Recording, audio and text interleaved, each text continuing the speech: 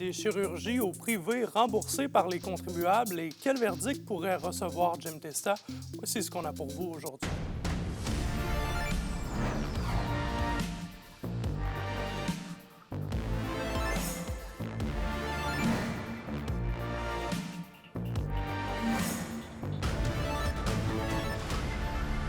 Bonsoir tout le monde, merci de vous joindre à nous pour vos informations régionales. On débute le bulletin dans le monde de la santé puisque Santé Québec va de l'avant avec le remboursement de chirurgie au privé pour les gens qui en attendent une depuis plus d'1 an.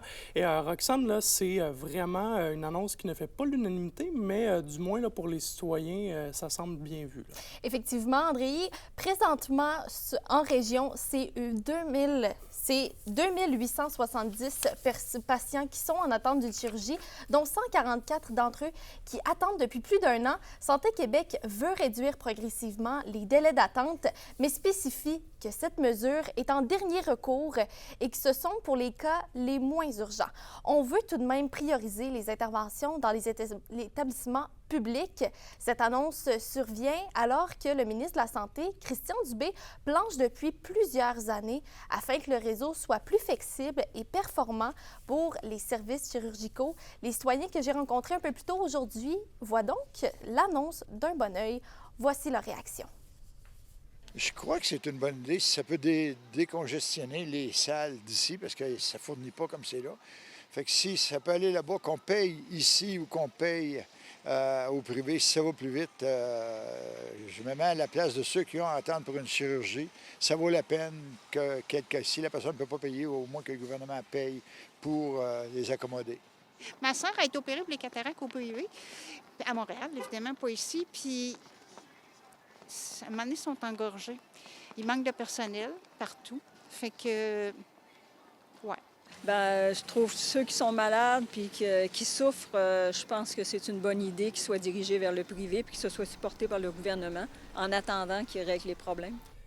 Mais il y a quand même des craintes, Roxane, là, notamment du côté de la FIC-SAT et du Conseil de protection des malades. Exactement. Là, pour la FIC, cette nouvelle-là est un aveu pour le gouvernement du Québec d'un échec, surtout pour les patients de la région qui ne pourront peut-être même pas profiter de la mesure puisque les cliniques privées offrent des chirurgies d'1 jour. Et le président du Conseil pour la protection des malades, Paul Brunet, souhaite que le processus pour y avoir droit ne soit pas trop lourd pour les patients parce que déjà Santé Québec prévoit plusieurs balises et des analyses par des équipes médicales avant qu'un patient puisse se diriger vers le privé. On les écoute. Est-ce que la simple information provenant d'un médecin auprès d'une clinique privée suffira? Ce seront des détails là, qui resteront à venir, mais j'espère que ça va être simple et que le patient qui attend depuis déjà trop longtemps dans le réseau public va pouvoir enfin être soigné.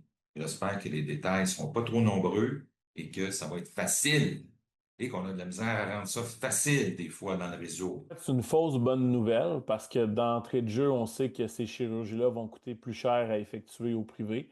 En plus, c'est sans compter la distance qui nous sépare de ces hôpitaux privés-là qui feront les différentes opérations. Donc, des coûts d'hébergement, des coûts de transport aussi qui vont s'additionner à tout ça. Alors qu'on sait qu'on a les équipements dans le réseau public pour le faire. Pour l'entrée en vigueur, ce n'est pas trop clair à partir de quel moment et à ceux à qui j'ai parlé n'étaient pas en mesure de me préciser la chose. Même chose du côté de Santé Québec. Eh bien, on va surveiller le tout. Merci beaucoup, Roxane. Je vous en prie. Et c'est demain qu'on devrait connaître le verdict dans le dossier de Jim Testa, accusé de plusieurs crimes dans sa maison de Rouyn-Noranda. Il s'agira de la fin d'une affaire qui aura duré presque 3 ans. Olivier Morin nous résume. C'est demain que l'on saura si Jim Testa sera reconnu coupable ou non des 33 chefs d'accusation qui pèsent contre lui. L'homme dans la cinquantaine est notamment accusé de traite de personnes, de voies de fait et d'agression sexuelle. Pour l'avocat criminaliste à la retraite Marc Lemay, il sera difficile de retenir tous les chefs. Elle doit se poser la question, est-ce que j'ai une preuve hors de tout doute raisonnable pour les 33 chefs de déclarer coupable M. Testa? Peut-être pas tous les chefs, mais il y en a certains pour lesquels ça va être difficile de s'en sortir. Au cours de ce procès, nous avons appris que Jim Testa aurait fait vivre l'enfer à des personnes vulnérables qui résidaient dans sa demeure durant une période de 11 ans, soit de 2011 à 2022. Ce sont 18 témoins qui ont été appelés à la barre au cours des procédures. Par ailleurs, C'est la crédibilité des témoignages qui devrait être un facteur clé dans le verdict. La juge, elle, ce qu'elle a à faire, c'est de regarder les témoins, d'écouter ce qu'ils disent et de dire si oui ou non elle va les croire ou pas. Puis si elle ne les croit pas, c'est fini, le procès est acquitté, monsieur. Ça a duré très longtemps. C'est une question de crédibilité. Pas juste de l'accusé, de tous les témoins qui ont été entendus dans ce procès-là. Bien qu'une demande d'arrêt des procédures ait été évoquée par la défense, Marc Lemay croit que cette avenue demeure impossible. Parce que l'arrêt Jordan de la Cour suprême, ce sont les délais qui sont causés par la couronne, par les policiers, par la preuve de la couronne qui est difficile à remettre, etc., etc. Mais là, c'était pas le cas, là. C'est pas le cas. Il y a eu beaucoup de remises parce que M. Testa lui-même a fait des demandes de remise. Fait que ça ne compte pas. Et devant un juge de la Cour supérieure, on a 3 ans pour faire le procès. Donc non, pour moi, ça ne pouvait pas s'appliquer. Selon nos informations, il serait possible que la juge Manon Lapointe annonce vendredi le report de son verdict dans le dossier de Jim Testa. Olivier Morin, RNC Nouvelles, Rouyn-Noranda. Et l'ouverture du pont qui relie les deux parties de la municipalité de Berry est retardée. Le MTQ qui prévoit toutefois livrer le projet avant l'hiver en complétant avec des mesures temporaires. Noémie Rondeau là-dessus.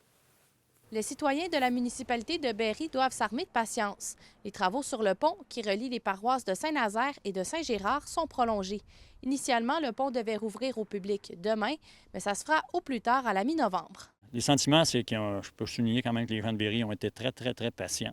J'ai toujours des inquiétudes, j'ai toujours des choses, des questions que je me garde en réserve au cas où il arrive des circonstances incontrôlables, donc pour vraiment faire une liaison nord-sud.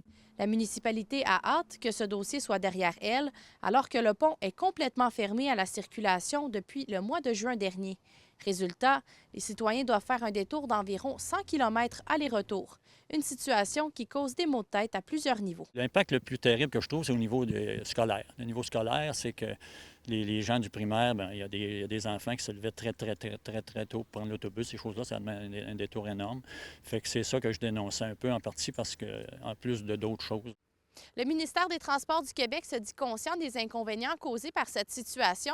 On nous explique que des difficultés en chantier ont été rencontrées par l'entrepreneur, notamment en ce qui concerne le plantage des pilleux. Le MTQ assure toutefois que les travaux critiques sont faits et les dernières étapes, même si elles dépendent entre autres des conditions météorologiques, ne vont pas freiner la réouverture du pont avant l'hiver. Le ministère va quand même procéder à la réouverture du pont avant l'hiver en effectuant un asphaltage temporaire parce qu'on tient vraiment à procéder à cette réouverture-là.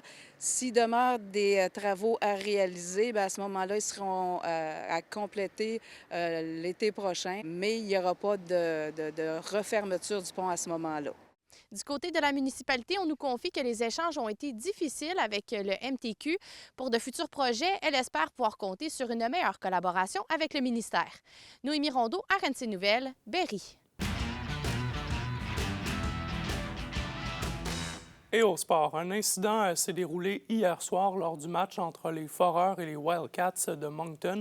L'attaquant Jérémy Leroux a subi un malaise et s'est affaissé au banc de l'équipe. Le jeune homme a retraité au vestiaire par lui-même. Par la suite, Leroux a reçu des tests médicaux plus tôt aujourd'hui. Et à la météo, pour ce soir et cette nuit, c'est des nuages, quelques averses ici et là, des minimums entre -3 et 1 degré. Demain, vendredi, c'est gris avec de la pluie, oui, débutant en après-midi. Maximum de 12 en Abitibi et de 11 au Témiscamingue. Et un petit aperçu pour samedi, encore pluvieux, mais des températures un peu plus douces, là, maximum de 15 plus au nord et de 16 plus au sud. Et je regarde à plus long terme, pas de soleil à l'horizon non plus. Et voilà, c'est ce qui fait le tour de vos actualités régionales en ce jeudi 16 octobre. Demain, on surveille évidemment les causes judiciaires de Jim Testa à Rouyn-Noranda et celui de Mathieu Allaire à la Sarre, cet homme qui aurait assassiné sa mère en septembre à Nord-Métal. Merci beaucoup d'avoir été du rendez-vous. On se retrouve demain pour la dernière de la semaine. Excellente soirée à vous.